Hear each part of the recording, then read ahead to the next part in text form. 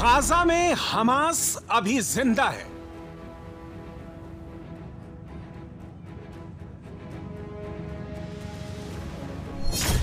बंधकों के हैंडओवर का सीन देखकर दुनिया दंग रह गई।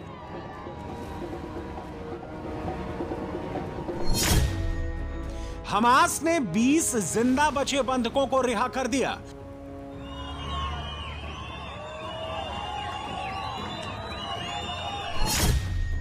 बदले में इजरायल से 1900 कैदियों की रिहाई करा ली।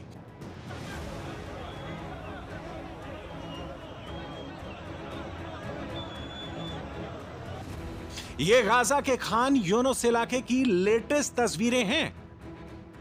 13 अक्टूबर को जब पूरी दुनिया की नजर गाजा के खान यूनुस इलाके पर थी, जहां 7 बंधकों का पहला जत्था रेड क्रॉस के हवाले किया जाना था, वहां बंधकों के हैंडओवर से पहले 2 कारें आती हैं। इन कारों में आसपास लटके लोगों की तस्वीरें देखकर दुनिया अचंभित रह गई। दोनों कारों में दाएं और बाएं गेट के पास 2-2 रंग रूट AK-47 से लैस खड़े हैं। ये हमास के अल कासम ब्रिगेड के लड़ाके हैं। ये सबसे बड़ा सबूत है कि आतंकी संगठन हमास अब भी जिंदा है। अब 13 अक्टूबर की एक और तस्वीर देखिए।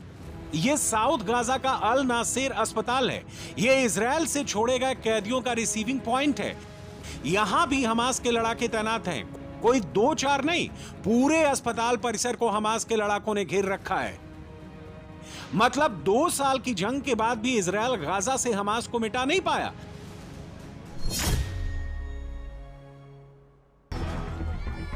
बंधकों के दूसरे जत्थे को लेकर जब गाजा के खान यूनुस से रेड क्रॉस की टीम इजरायल बॉर्डर की तरफ रवाना हुई, तो रास्ते में जगह जगह हमास के हथियार बंद लड़ाके खड़े थे।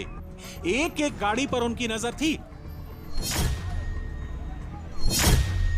जब गाजा में हमास मौजूद है, तो क्या ट्रंप का पीस पैक्ट शांति की गारंटी दे पाएगा?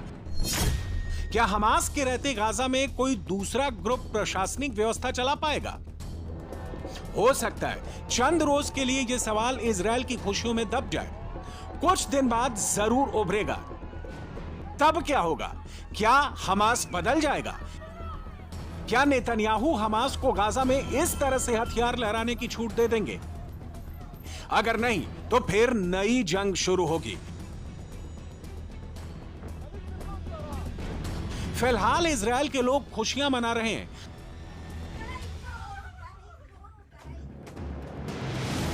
दो साल 6 दिन बाद इजरायल के 20 बंधक 2 अलग अलग ग्रुप में हमास के चंगुल से रिहा होकर अपने वतन आ गए हैं।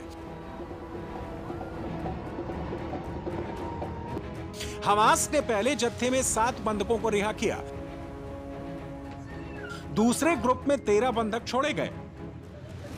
इजरायल के हजारों लोग बंधकों का स्वागत करने के लिए रीम मिलिट्री फैसिलिटी सेंटर के बाहर मौजूद थे।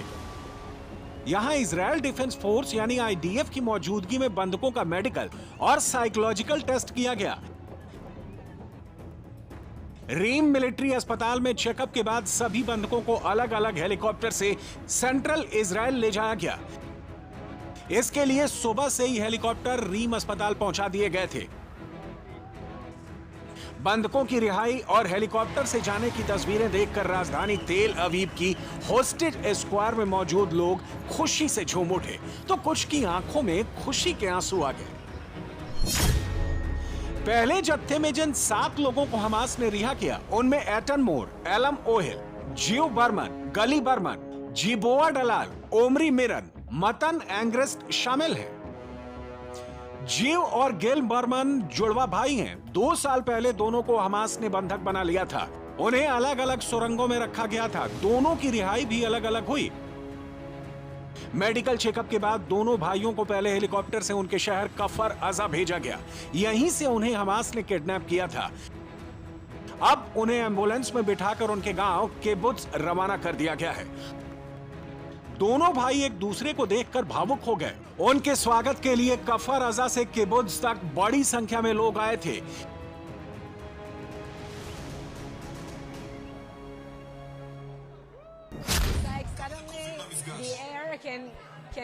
ये बिल्कुल वैसा ही है जैसे हवा अंदर आएगी और आप फिर से सांस ले सकें।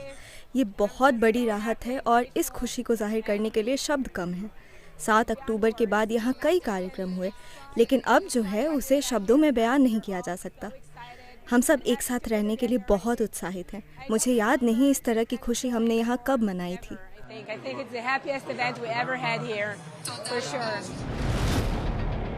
एलॉन भी उन भाग्यशाली लोगों में हैं जो 2 साल बाद हमास की कैद से छूटे और मेडिकल चेकअप के बाद अपने माता पिता से मिले। एलॉन की घर वापसी से उनके घर वाले और दोस्त बहुत खुश हैं। सब ये जानने को उत्सुक है कि हमास के कैद खाने में 2 साल से ज्यादा वक्त उन्होंने कैसे गुजारा। टीवी स्क्रीन पर जैसे ही उनकी रिहाई की तस्वीरें आईं, उनके शहर के लोग खुशी से झूम उठे, एक दूसरे को बधाई देने लगे।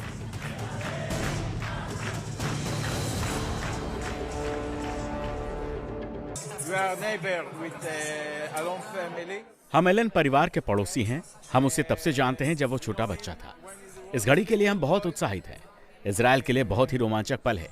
यहूदी लोग एकजुट हैं और ये एक बड़ा परिवार है जो बहुत तनावग्रस्त और दुखी था क्योंकि एलॉन को हमसे अलग कर दिया गया था। अब ये बहुत खुशी की बात है। जय हो।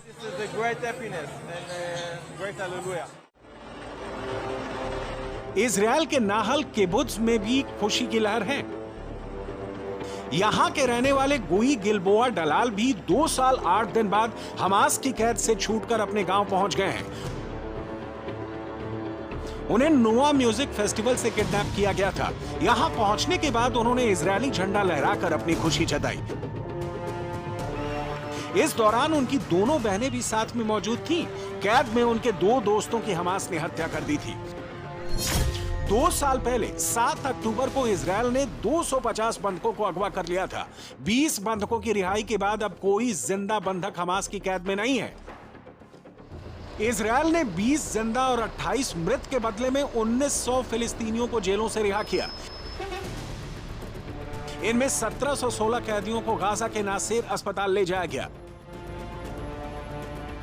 250 कैदी जो इजरायली जेलों में उम्र कैद की सजा काट रहे हैं, उन्हें वेस्ट बैंक में छोड़ा गया। इन्हें लाने के लिए रेड क्रॉस ने गाजा से बसों का एक बेड़ा सुबह ही रवाना कर दिया था।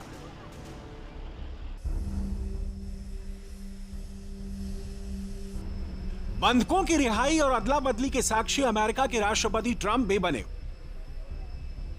वो सुबह ही अमेरिका से इजरायल पहुंचे।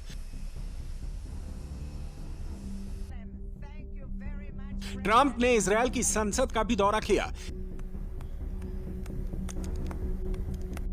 इस दौरान इजरायल के प्रधानमंत्री बेंजामिन नेतन्याहू ने उन्हें गोल्डन डो देकर सम्मानित किया। ट्रंप ने वहां किताब में लिखा कि यह मेरा बहुत बड़ा सम्मान है, यह महान और बहुत सुंदर दिन है। ट्रंप अब इजरायल के बाद मिस्र में जा रहे हैं, जहां शर्म अल शेख में गाजा शांति समझौते पर 20 देशों से ज्यादा नेता हस्ताक्षर करेंगे।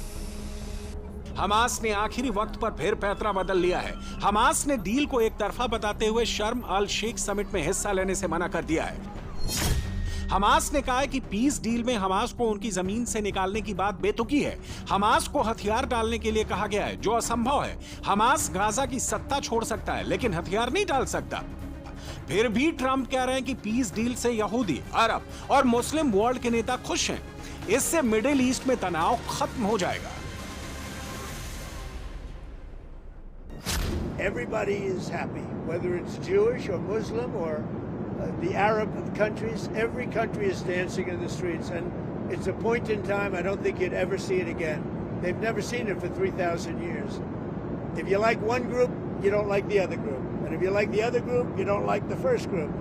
And this is the first time they've ever seen where everybody is unified, because as you know, we're going to Egypt after Israel, and we're going to meet all of the leaders of the very powerful and big countries and very rich countries and others, and they're all into this deal. Everybody's into it. It's never happened. मिस्र के शर्म अल शेख शहर में दुनिया के बड़े बड़े नेता ट्रंप, फ्रांस के राष्ट्रपति मैक्रो समेत अरब वर्ल्ड के कई दिग्गज भी मौजूद होंगे।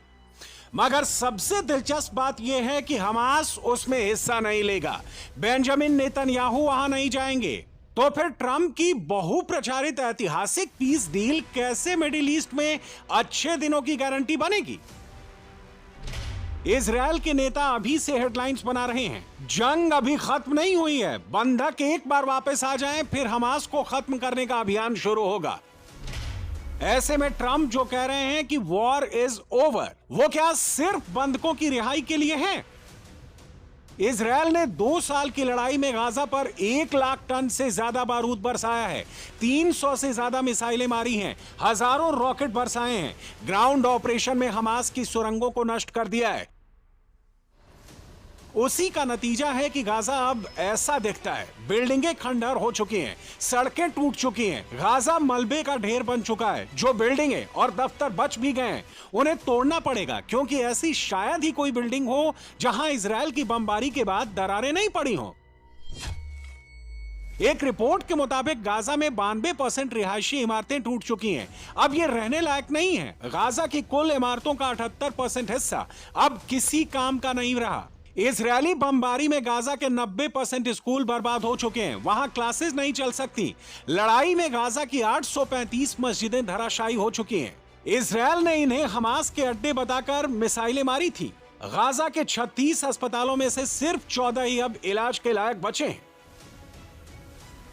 इजरायल और हमास की लड़ाई के बाद अब गाजा में करीब 61 मिलियन टन मलबा जमा है। एक्सपर्ट्स का मानना है कि इनमें ज्यादातर जहरीला है। मलबे में अब भी मिसाइलों के टुकड़े, बिना फटे ग्रेनेड दबे हुए हैं, जो